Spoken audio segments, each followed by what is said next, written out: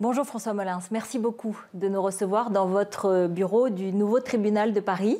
Vous êtes le procureur de la République de Paris et depuis les horribles attentats de Charlie jusqu'à ceux de Trèbes, en passant par le Bataclan ou la promenade des Anglais, vous avez été la figure de la lutte antiterroriste, une des plus respectées en France et à l'étranger. Merci donc de nous accorder cet entretien. Nous allons évidemment parler de la lutte antiterroriste, des autres questions que vous avez à traiter comme procureur, l'arrestation de manifestants violents ou d'autres. Mais d'abord, cette actualité avec cette belle histoire d'héroïsme de Mamoudou Gassama, ce jeune homme qui a été naturalisé français aujourd'hui et intégré aux sapeurs-pompiers pour avoir sauvé un enfant avant-hier. Comment vous la vivez-vous? Vous êtes procureur, vous êtes tous les jours, je dirais, dans la sanction, la répression, et c'est normal. Il y a cet acte d'héroïsme et qui est récompensé. C'est un acte d'héroïsme et c'est une belle histoire qui finit bien, alors qu'elle aurait fini beaucoup plus mal. Et si elle finit bien, c'est avant tout grâce au comportement de ce garçon qui, au péril de sa vie, parce qu'il a mis sa vie en danger en faisant ce qu'il a fait, a sauvé donc ce petit garçon qui était pendu au 5e étage du balcon. Donc on ne peut effectivement que féliciter ce type d'initiative. Effectivement, si. On peut dire que c'est un héros. Alors, il y a aussi un triste côté dans cette affaire, c'est les parents, le père. Oui. Il a été déféré, il est poursuivi. Que se passe-t-il de ce côté-là? L'enquête, en réalité, a permis d'effectuer un certain nombre de vérifications qui démontrent qu'il vit en France avec donc, ce petit garçon de 4 ans et demi, alors que la maman est restée dans l'île de la Réunion avec l'autre partie de la famille. Et il était parti donc, au moment où ça s'est passé pour faire les courses. Le problème, c'est qu'il a un peu tardé à rentrer à la maison, tout simplement parce qu'en sortant du magasin où il avait fait ses courses, il s'est mis en tête de jouer à Pokémon Go, ce qui a pris un peu plus de temps et qui a retardé d'autant son retour à l'appartement. En réalité, le petit garçon a pu monter sur le balcon, vraisemblablement a dû vouloir escalader et s'est retrouvé dans cette position. Donc effectivement, ça finit bien. Il n'en reste que pour le parquet, il y a 2 dimensions à traiter. La première, c'est le volet protection de l'enfant. Donc on a pris hier une ordonnance de placement provisoire de l'enfant, donc en confiant l'enfant aux services sociaux, ce qui va donner lieu à une évaluation au terme de laquelle on appréciera si on peut rendre l'enfant à la famille ou si au contraire il faut saisir un juge d'enfant pour le placer ou se tourner vers des mesures de protection administrative. Et en ce qui concerne le papa, son comportement est constitutif d'une infraction qui est la soustraction à des obligations parentales, qui est puni par le code pénal, c'est l'article 227-17 qui punit cette infraction de 2 ans de prison. Donc il est effondré parce que je pense qu'il se rend compte effectivement de ce qu'il a fait, des conséquences dramatiques que ça aurait pu avoir. Il a été présenté hier au parquet et ce matin, mes collègues lui ont notifié une convocation par procès-verbal à comparaître pour cette infraction à une audience qui devrait se tenir au mois de septembre prochain. Donc dans l'attente, il a été remis en liberté. Et ce genre de situation, ça arrive souvent? Ça arrive quelquefois. On a de temps en temps effectivement des enfants qui peuvent se trouver dans une situation périlleuse, tout simplement parce qu'ils ont été laissés effectivement sans surveillance. Et j'ai vu déjà en région parisienne un certain nombre de cas qui parfois se sont finis beaucoup plus mal et se sont soldés par la mort de ces petits. Donc avertissement très grave et puis bien sûr 2 ans de prison encourus par le père aujourd'hui. Voilà pour l'actualité. D'une autre façon, je le disais, votre domaine, évidemment, comme procureur du tribunal, est extrêmement large, mais il touche aussi, et récemment, les manifestations violentes. Il y en a eu encore samedi quelques expressions. Il y a des arrestations, des violences des Black Blocs, mais c'est vrai qu'on s'est posé la question, à un moment donné, on s'est dit, mais est-ce que la concentration des moyens, des renseignements, peut-être de la justice, de la police sur la lutte antiterroriste islamiste n'avait pas un peu déshabillé, pardonnez-moi l'expression, les moyens sur la lutte contre les Black Blocs, ces militants alternatifs ultra-violents qui viennent s'infiltrer dans les manifestations et qui commettent de grosses dégradations. Non, pas du tout. Il n'y a aucune démobilisation de qui que ce soit, aussi bien au niveau des services de renseignement que de la justice. Je vous rappelle qu'il y a des des fichesses, on pourra peut-être en parler après, mais il y a des fichesses qui concernent des radicalisés violents.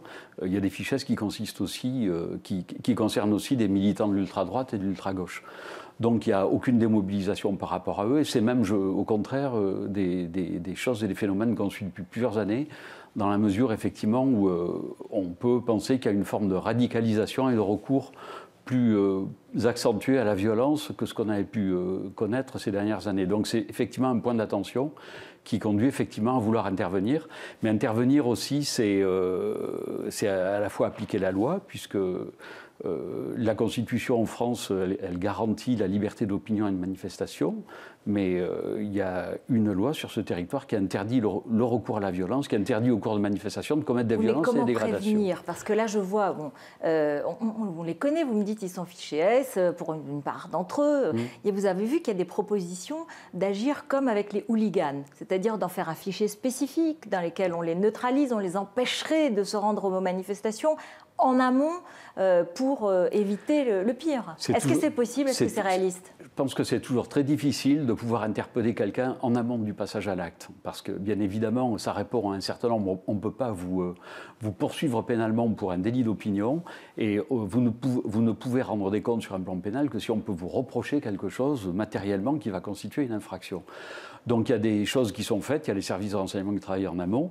Vous avez des gens qui ont déjà été sanctionnés, qui font l'objet d'interdiction de paraître et notamment d'aller dans certaines manifestations ou dans certains arrondissements de Paris. Et ça fonctionne, ça ? Ça fonctionne. Ça a été le cas ces dernières semaines, vous l'avez fait on le fait depuis 2 ou 3 ans, je l'ai déjà vu depuis longtemps. Vous avez des contrôles en amont qui consistent effectivement, quand on sait que des Black Blocs vont venir sur une manifestation, à organiser des contrôles en amont sur réquisition de contrôle d'identité qui vont permettre de faire un certain nombre de vérification et notamment d'empêcher d'aller sur la manifestation des gens qui, avec leur dress code et leurs armes, voudraient aller commettre des violences. Et puis enfin, il y a un dernier outil qu'on a d'ailleurs qu'on a utilisé à la suite de la réunion du 1er mai, c'est que lorsque vous vous trouvez face à des appels relayés sur certains sites ou sur des réseaux sociaux qui clairement appellent à se regrouper pour intégrer un cortège de manifestants avec le but affiché d'aller commettre des violences et des dégradations, vous pouvez recourir à des enquêtes pour association de malfaiteurs. C'est ce qu'on a fait à la suite de la réunion du 1er mai en confiant une enquête à la brigade criminelle.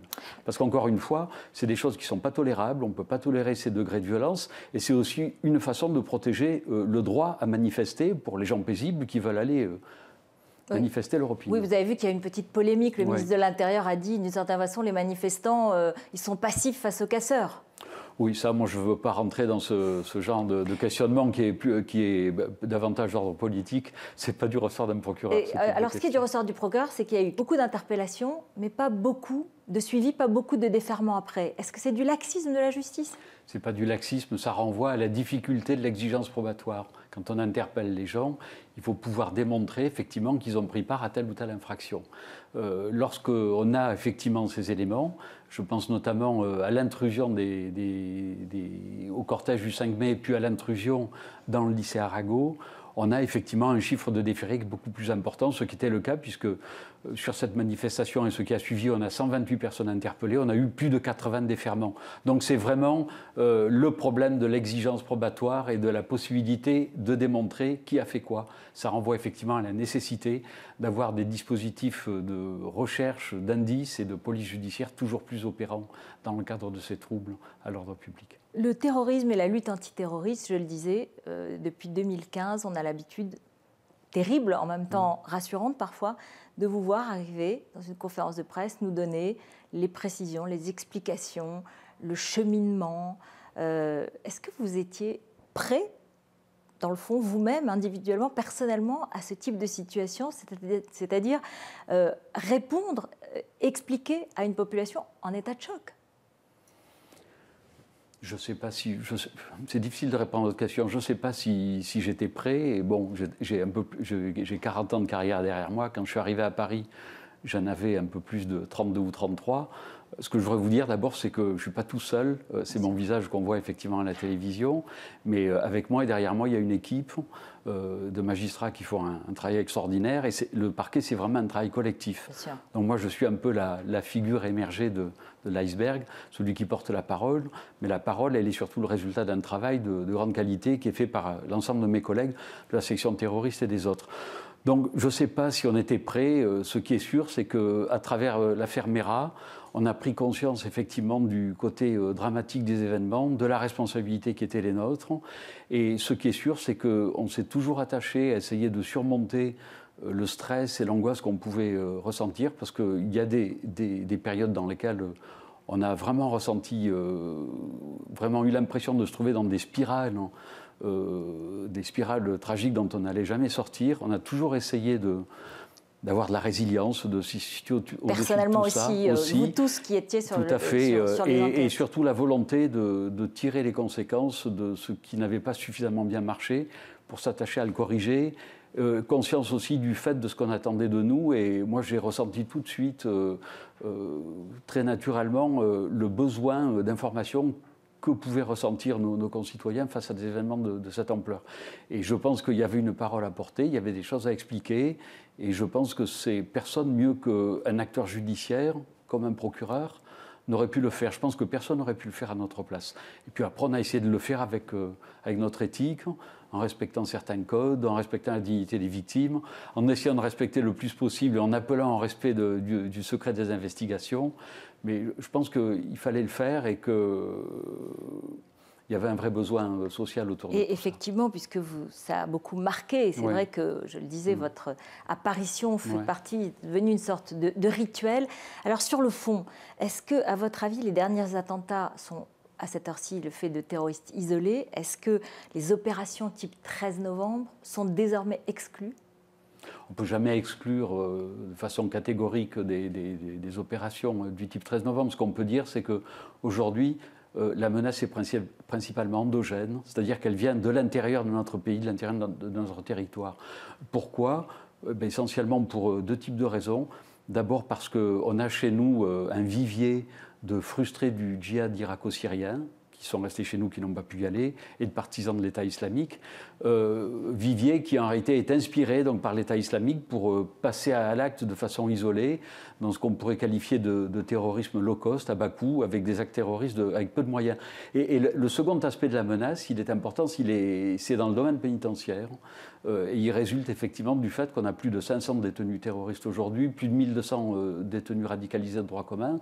Et on peut penser que le milieu pénitentiaire fait un peu office d'incubateur, dans la mesure où vous avez une interaction de fait dans les prisons entre ces détenus terroristes, islamistes, et ces détenus radicalisés de droit commun. C'est tout ça qu'il faut essayer de combattre et qui fait qu'aujourd'hui, les attentats de Carcassonne-Trèbes et du quartier de l'Opéra le montrent bien. C'est effectivement le principal sujet, de voir effectivement, à moindre coût, des auteurs isolés pour prendre les idées de Daesh et passer à l'acte. Mais du coup, est-ce qu'on a progressé dans la prévisibilité du passage à l'acte? Parce que finalement, on a beaucoup parlé, ils sont toujours plus ou moins fichés S, parfois même donc, dans le fichier de signalement pour la prévention de la radicalisation à caractère terroriste, qui est un peu plus resserré, le FSPRT.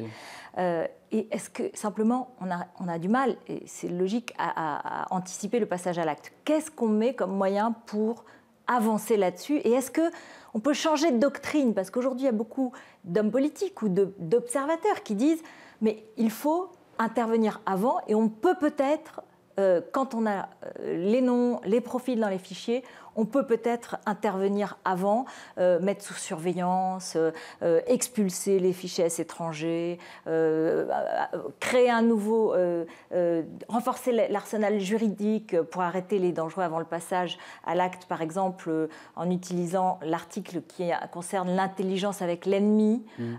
Qu'est-ce que vous en pensez ?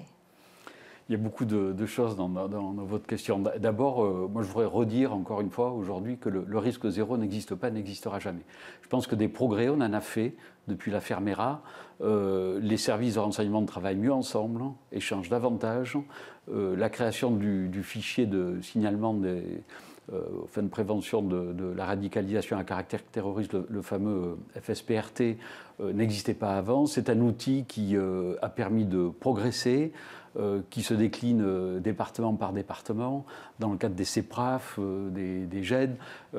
C'est quelque chose qui fonctionne et dans lequel on est amené à échanger de plus en plus d'informations. La difficulté à laquelle on est confronté aujourd'hui, c'est effectivement cette masse. Il y a à peu près 20 000 personnes au FSPRT.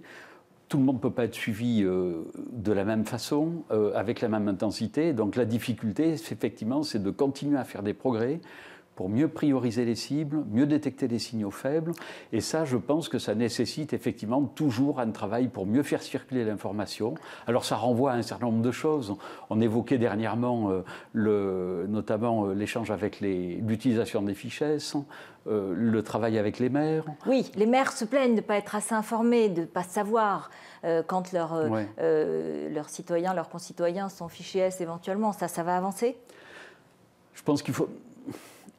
Il y a des réflexions à avoir sur ce thème. Moi, j'ai tendance à penser qu'ouvrir un accès généralisé aux fichiers, ça ne serait pas une bonne idée, ça serait plutôt facteur de désordre.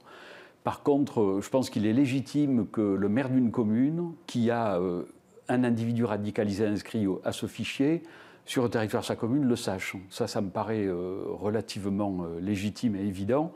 Tout comme, en sens inverse, je pense qu'il faut aussi que le maire, qui a un radicalisé sur sa commune qu'il connaît et qui a des renseignements sur lui, ait aussi le réflexe de le faire remonter, le signal au préfet. C'est vraiment un double sens de circulation et c'est là-dessus qu'il faut travailler. C'est là-dessus qu'il faut travailler et je crois que c'est comme ça, effectivement, qu'on arrivera à progresser. Et en un mot, les propositions plus politiques sur l'expulsion des étrangers fichés S, la mise sous surveillance de ceux qui sont jugés dangereux Alors, peut-être deux choses là-dessus. D'abord, les fichiers S. Moi, je suis quand même surpris du fait que certains politiques ont beau continuer à dire les mêmes choses alors qu'on continue à leur expliquer en réalité la réalité des choses. Les fichiers S, ça n'a pas de conséquences judiciaires, ce n'est pas un jugement, ce n'est pas un facteur de culpabilité, ça n'est pas une fiche qui se traduit par de la contrainte, c'est une aide à la décision des services de renseignement, ni plus ni moins, dans la mesure où cela permet aux services de police qui vont être amenés à contrôler quelqu'un qui fait l'objet d'une fiche, à faire remonter les circonstances dans lesquelles il a pu être contrôlé. Donc c'est vraiment une aide pour les services de renseignement. Mais l'autre fichier qui est plus resserré, je dirais, où il y a beaucoup plus de critères, celui-là, peut-être qu'on peut l'utiliser différemment alors. Mais il est utilisé comme il faut.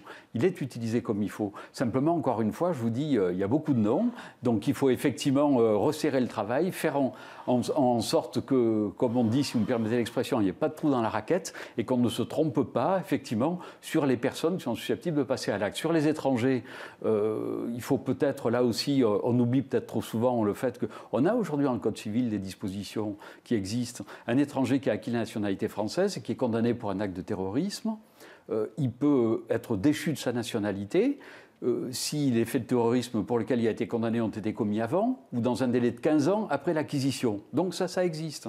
Il suffit maintenant simplement aujourd'hui de travailler sur l'automaticité et de faire en sorte que quelqu'un qui aurait été déchu de sa nationalité et donc qui soit redevenu étranger soit effectivement expulsé du territoire français et ne puisse pas y rester. Je pense que c'est sur ces choses-là qu'il faut progresser en termes d'efficacité. On a parlé à un moment du parquet national antiterroriste, d'un parquet national antiterroriste. Et puis, apparemment, ça n'est plus dans le projet de loi de la garde des Sceaux. Est-ce que ce n'est pas dommage parce qu'il y avait peut-être un maillage en province des informations, un traitement des signaux faibles qui pouvait permettre de déceler et de prévenir le passage à l'acte, puisque c'est quand même la grande question face à ces actes terroristes endogènes? Oui, effectivement, c'est un des aspects nouveaux qu'il y avait dans le projet, c'était d'aménager ce réseau, effectivement, avec une cartographie qui reprenait effectivement les sites qui étaient les plus exposés à la radicalisation violente. Moi, ce que je peux dire là-dessus, c'est que si le projet de loi n'a pas été... si ce volet a été sorti du projet de loi sur la prévention de la justice, c'est que j'imagine la réflexion n'était pas tout à fait aboutie sur ce point. C'est le Conseil d'État qui a considéré qu'il y avait un problème. Moi, ce que je peux dire après sur cette question, c'est qu'on a souvent dit que j'avais changé d'avis sur ce sujet. En réalité, je n'ai jamais changé d'avis. Moi, j'ai toujours considéré Vous étiez un peu contre, c'est ça, non? Non. J'ai toujours considéré simplement que si le projet consistait à prendre les effectifs de la section antiterroriste pour en faire un parquet national, ça n'apportait rien de plus et même ça apporterait du moins dans la mesure où, en termes d'effectifs et de maillage, on y aurait perdu. Par contre, je pense effectivement qu'il faut tirer les conséquences d'une situation. On a un système qui fonctionne bien. Il suffit de voir comme il a bien fonctionné à la lumière de la gestion des attentats depuis Mera, Charlie Hebdo, vendredi 13. Mais il n'est pas interdit non plus, même si ça fonctionne bien, d'essayer de réfléchir aux voies qui pourraient permettre d'améliorer notre système. Et là-dessus... Donc pourquoi pas, si c'est mieux ficelé, entre guillemets, pourquoi pas un parquet national antiterroriste plus tard. Et notamment en élevant le regard. Et moi, mon expérience aujourd'hui, parce que je travaille beaucoup avec les étrangers, me permet de dire que si on regarde à l'étranger, on essaie d'élever le regard, on s'aperçoit qu'il y a un certain nombre de pays, comme en Belgique, en Suisse, en Allemagne, en Espagne, en Suède, qui ont des parquets nationaux, qui travaillent donc sur ces thèmes, mais qui ne travaillent pas que sur le terrorisme, qui travaillent sur le terrorisme et sur un certain nombre de contentieux, voisins ou limitrophes, qui sont en général la cybercriminalité, le droit international humanitaire, la criminalité organisée, et c'est effectivement tout ça qui permet de créer des synergies et de jouer sur un effectif suffisamment important pour faire face à tous les attentats majeurs. Une enquête du service central du renseignement territorial a été évoquée hier dans Le Parisien qui montre que la porosité entre les courants quiétistes du salafisme et les courants plus djihadistes qui passent à l'acte violent se renforce, se multiplie. Et cela inquiète peut-être un certain nombre de personnes dans les services. Il y a une augmentation des lieux de culte salafistes, tout en disant et rappelant que ça ne concerne que 5% à peu près des musulmans français, des Français musulmans. Néanmoins, est-ce que ça vous inquiète? Est-ce que vous considérez que c'est de ce côté-là qu'il faut être bien sûr le plus vigilant? Et est-ce que vous entendez, lorsqu'encore une fois des politiques disent qu'il faut interdire le salafisme? Alors, moi je vais répondre comme procureur. Nous, en tant que magistrats du parquet, d'abord, on traite au pénal de la radicalisation violente. Pour autant, on ne peut pas ignorer ce phénomène de porosité qui est décrit depuis longtemps, qui a certainement tendance à s'accentuer. D'abord parce qu'on le retrouve effectivement dans le discours de certains djihadistes. Le gap, la différence entre les deux, ça serait de dire le salafisme, c'est une philosophie quiétiste avec une forme non violente du djihad, alors que les autres basculent effectivement dans la violence.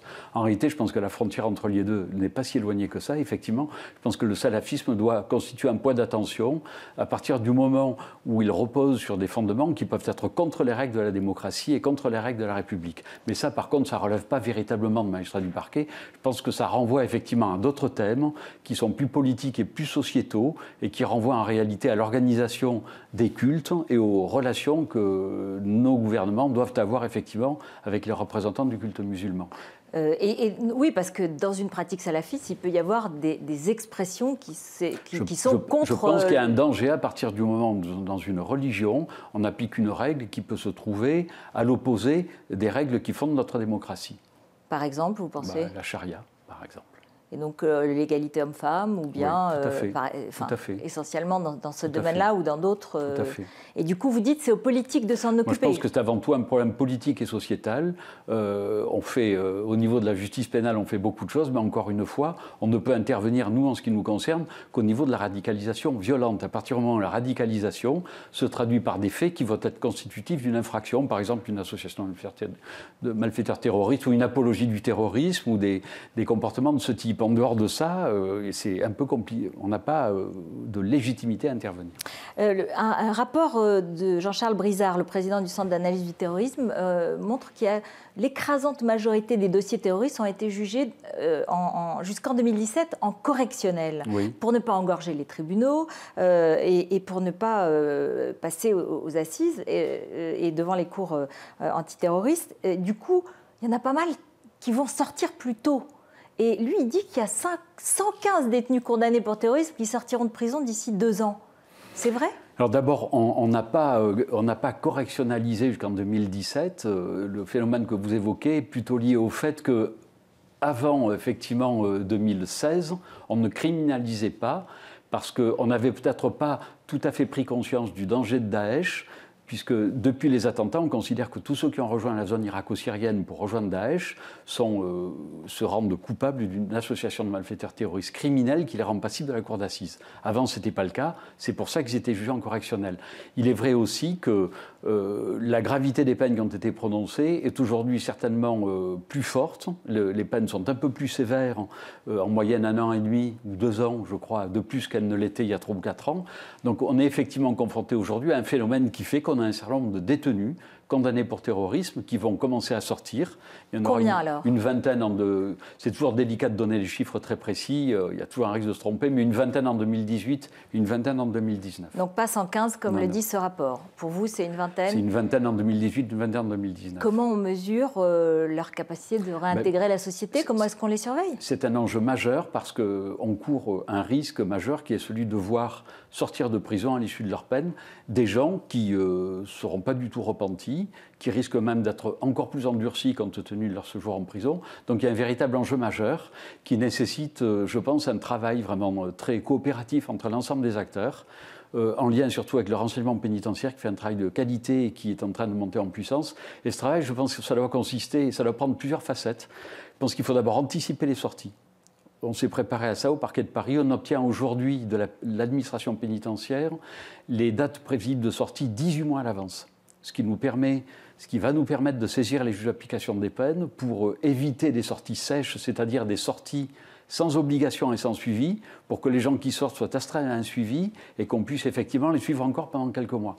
Ça nécessite certainement un suivi beaucoup plus approfondi et attentif en détention par le renseignement pénitentiaire pour mieux évaluer les profils de leur dangerosité. Et puis je pense aussi, et enfin, que ça nécessite vraiment un travail très coopératif entre l'ensemble des acteurs. Quand ces gens-là en seront dehors, je pense qu'il faudra qu'on se parle beaucoup plus pour s'assurer qu'ils sont effectivement surveillés comme il faut. Donc ça nécessite, je pense, un travail de fond entre l'administration pénitentiaire, les services de renseignement, les préfectures, les acteurs judiciaires et le parquet aussi. Je pense qu'il y a un rôle à remplir là-dedans. Et je pense qu'il faut vraiment qu'on fasse face à ça parce que je pense que c'est vraiment un risque majeur et on a vraiment une responsabilité collective par rapport à ce phénomène si on veut vraiment prévenir le plus possible les risques de récidive. Depuis la prise de Raqqa et de Mossoul, on devrait avoir beaucoup plus d'informations sur les djihadistes français qui ont mené des attentats en France, qui ont conçu et conduit et suivi ces attentats en France. Est-ce que, monsieur le procureur, vous pouvez dire aux victimes du 13 novembre qui a été le donneur d'ordre aujourd'hui, comment il a été organisé dans le détail? Est-ce que vous avez reçu toutes sortes d'informations ces derniers mois? On connaît aujourd'hui le scénario des attentats, le parcours effectivement des terroristes et la logistique dont ils ont bénéficié. Et on s'intéresse effectivement à un certain nombre de personnes qui ont pu faire office de donneurs d'ordre. Donc les juges d'instruction aujourd'hui... Vous les connaissez ces hommes-là ou ces femmes-là? Il y a des noms qui circulent et qui circulent déjà dans le dossier. Vous pouvez nous en donner? Non, pas à ce stade. C'est toujours un peu délicat. Il faut bien comprendre qu'il y a des éléments, effectivement, qui peuvent apparaître dans le cadre du travail fait par les services de renseignement. Et puis après, il faut un certain temps pour qu'ils soient judiciarisés et qu'ils arrivent dans le cadre des procédures. Ce que je peux vous indiquer, par contre, c'est que les juges d'instruction travail d'arrache-pied ont fait un travail véritablement considérable pour fermer les portes. Il y a encore des zones d'ombre qui demeurent sur la fourniture des armements et notamment des kalachnikovs, mais qu'on est en train effectivement de terminer avec les mises en examen de personnes détenues en Belgique qui n'avaient pas encore été mises en examen chez nous, et d'essayer de s'attacher à obtenir la preuve du décès, notamment de certains des organisateurs de ces attentats qui seraient restés en Syrie et en Irak. On espère que le dossier... Les juges espèrent avoir terminé leurs investigations dans ce dossier en octobre 2019, ce qui permettrait d'avoir une ordonnance de mise en accusation au début de l'année 2020. Juste, ça veut dire que dans les donneurs d'ordre, il y aurait des gens qui seraient encore restés en Syrie ou en Irak et qui seraient peut-être morts ou qui seraient peut-être vivants aujourd'hui. Et qui seraient peut-être morts. Plutôt morts. Ouais. Et on cherche à vérifier. Voilà. Mais peut-être aussi vivants? On est plutôt sur des recherches de preuves de décès aujourd'hui. Donc on a quand même beaucoup progressé depuis le début sur ce dossier. Est-ce que vous pouvez, je sais pas, nous dire des choses sur les frères Klein qui avaient revendiqué l'attentat du 13 novembre, sur les proches de Merah dont on sait qu'ils sont partis, sur la femme de Koulibaly qui était partie? On sait où ils sont, on sait ce qu'ils sont devenus? Pas en l'état, je ne pourrais pas vous donner ce type de renseignements, mais j'allais dire, les informations viennent au compte-gouttes, c'est quand même extrêmement difficile parce qu'on peut évaluer approximativement le nombre de Français qui sont là-bas. Combien aujourd'hui? Entre 6 et 700, mais en réalité, il y en a certainement beaucoup moins parce qu'on sait aussi qu'un nombre important d'entre eux sont morts. Et la difficulté se complique quand on sait que les djihadistes, hommes ou femmes, évoluent souvent là-bas dans la dissimulation, n'ont pas de papier d'identité. Je vous rappelle que nombre d'entre eux les ont brûlés, sont souvent mis en scène pour brûler leur papier d'identité, leur passeport. Donc on peut imaginer qu'il y en a beaucoup qui sont morts, et ces morts, on n'en a pas encore la preuve formelle aujourd'hui. Donc c'est un petit peu difficile. Les femmes, vous les évoquiez. Il y a un collectif de familles qui s'est constitué, des avocats qui demandent que les femmes reviennent et qu'elles soient toutes jugées ici. Il y a le cas de Melinda qui est en Irak aujourd'hui, un nouveau chef d'accusation contre elle. Est-ce que la France fait tout pour qu'elles reviennent et qu'elles soient jugées ici ou pas? De ces gens-là, la majorité des gens qui sont en Irak et en Syrie sont judiciarisés dans nos procédures et font l'objet, pour la plupart, de recherches de la part du parquet et de l'instruction. Le problème en Irak et en Syrie, il est différent, c'est que a priori, un pays sur le territoire duquel ont été commis des exactions ou des attentats est légitime à les juger. Quand on a des attentats en France, on juge les gens qui ont commis les attentats. Il y a eu des exactions commises en Syrie. Donc cette femme Melinda, elle va être jugée en Irak. Donc il est tout à fait légitime que l'Irak veuille juger les gens qui ont commis des exactions sur son territoire. Et celles qui sont détenues dans des camps kurdes, vous avez demandé au Quai d'Orsay le statut exact de ces camps-là. Est-ce que vous avez une réponse? Tout à fait. On a été destinataire d'une plainte contre les pouvoirs publics français à laquelle on n'a pas donné suite dans la mesure où il n'y a pas de convention diplomatique aujourd'hui entre la France et la Syrie. Donc on ne peut pas reprocher à la France de ne pas pouvoir assurer une protection consulaire à certains de ses ressortissants, comme s'il y avait effectivement des relations sur un plan diplomatique et consulaire. Donc pour cette raison, j'ai adressé au ministère des Affaires étrangères un courrier dans lequel je lui ai demandé de me donner tous les éléments en sa possession sur les conditions dans lesquelles étaient retenus et par qui, et selon quelles modalités les ressortissants français dans ces camps, notamment le camp de Roche. J'attends la réponse, mais je ne doute pas que j'en aurai une. Vous ne doutez pas que vous en aurez une? Je ne doute pas que j'en aurai une. Dans combien de temps? Je pense que ça ne va pas tarder. Juste un mot sur l'évasion des fichiers S.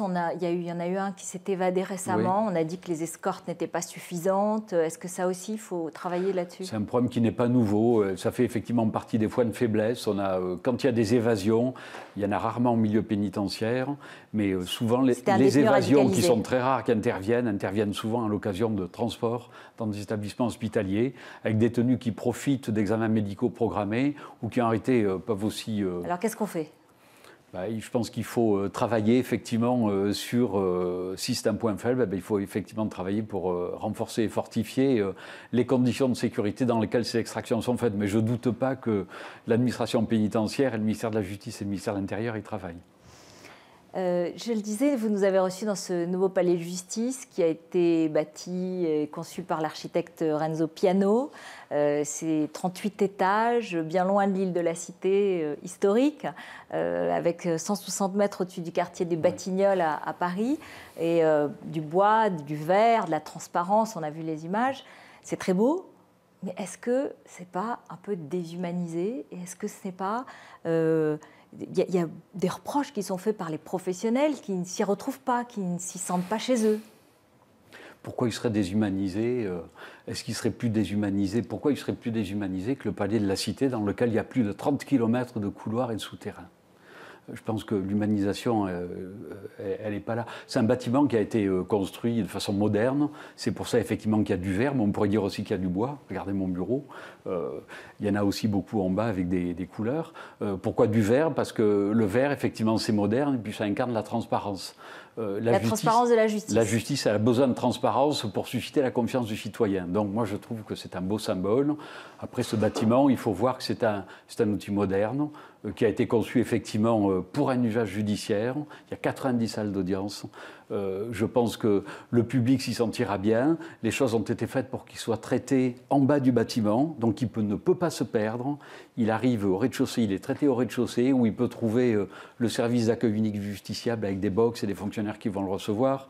Rez-de-chaussée où il peut trouver le bureau d'exécution des peines, le bureau d'aide aux victimes, le bureau d'aide juridictionnelle. Et puis surtout, il y a je trouve, cette dimension qu'on n'avait pas dans l'ancien palais, où effectivement il y a des grands couloirs. Il y avait plusieurs salles des pas perdus, côté Harley, côté... Mais là, ici, vous avez un lieu unique, tout le monde se croise. Moi, salle des pas perdus en bas, vous pensez que ça sera la maison des professionnels? Parce qu'ils disaient, avant on se rencontrait, et puis là, toutes les juridictions sont séparées, tout est différent. Moi, je vois déjà aujourd'hui dans ce site, on a le tribunal de grande instance et les 20 tribunaux d'instance, et depuis que je suis là, je vois des tas de magistrats et de fonctionnaires que je ne voyais jamais avant.